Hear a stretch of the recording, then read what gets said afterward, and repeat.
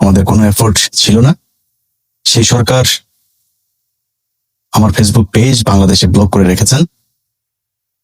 তারপরে গেল 15 বছর শেখ হাসিনা সরকার যেটা পারেন নাই, ইউটিউব চ্যানেল, সেটাকেও তারা বিশেষ ক্ষমতা বলে 90 দিনের রেস্ট্রিকশনে দিয়েছেন।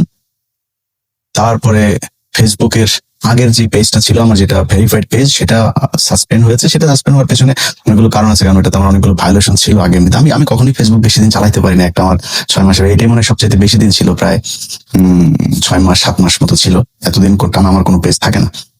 যাই হোক, তো শেখ হাসিনা সরকার এত চিঠি টিঠি লিখেও আমাদের দেশকে মেটা থেকে কখনো ব্লক করাইতে পারে নাই। অথচ ডক্টর মোহাম্মদ ইউনূস, তিনি তার তার যে ক্ষমতা আছে এটা আমি নিজে টের পাচ্ছি। তিনি তো ক্ষমতাশালী, এটা অস্বীকার করার কোনো কিছু নেই। যে আপনি বিভিন্ন জায়গায় বড় বড় অলিম্পিক সহ শান্তিতে নোবেল পাওয়া থেকে শুরু করে সবখানে, এগুলো তার এমনি এমনি হয়নি। মানে লবিং ছাড়া এগুলো আপনি মনে করেন না যে মানে ডক্টর মোহাম্মদ ইউনূস বা যারা যারা নোবেল পেয়েছেন, শান্তিতে বিশেষ করে যারা নোবেল পেয়েছেন, তাদের মানে দেখেই বোঝা যায় যে এরা পাবেই, এরকম কিছু না। এদেরকে লবিং করে করে করে করে তারপরে করতে হয়। তো এই যে নোবেল পেয়েছেন এবং অন্যান্য কিছু করেছেন, এই যে আপনার যে ক্ষমতা এবং আমার উপরে আপনি যে ক্ষমতা প্রয়োগ করছেন, এটাতে আমি বুঝতে পারছি, দেশবাসী বুঝতে পারছে যে আপনার অনেক ক্ষমতা আছে। কিন্তু ভাই, এই ক্ষমতাটা একটু আবুধাবিতে খাটান না ভাই। এই যে আপনি যে চেয়ারটায় বসেছেন না, ডক্টর মোহাম্মদ ইউনূস, আপনি পৃথিবীতে বিশাল কিছু হইতে পারেন, কিন্তু এটা সত্যি কথা বলি, বাংলাদেশের প্রেক্ষাপটে আপনি জীবনে কোনো জায়গায় এমপি হইতে পারবেন না। এখনো নির্বাচনে দাঁড়ান, কি হবে আমি জানি না। 5 তারিখের পরে বাংলাদেশের মানুষ আপনাকে ভীষণ সম্মান দিয়েছে, ভীষণ সম্মান। আমি গেল কয়েকদিনে বহু আমার শুভাকাঙ্ক্ষীর ফোন পেয়েছে যে ভাই, ডক্টর মোহাম্মদ ইউনূসকে আপনার গালাগাল করা ঠিক হয় নাই। ডক্টর মোহাম্মদ ইউনূস উনি আসলে খুবই ভালো মানুষ, ওনার আসলে কিচ্ছু করণীয় নাই। এই আলোচনায় পরে আসি। তো এগুলো শুনতে হয়েছে।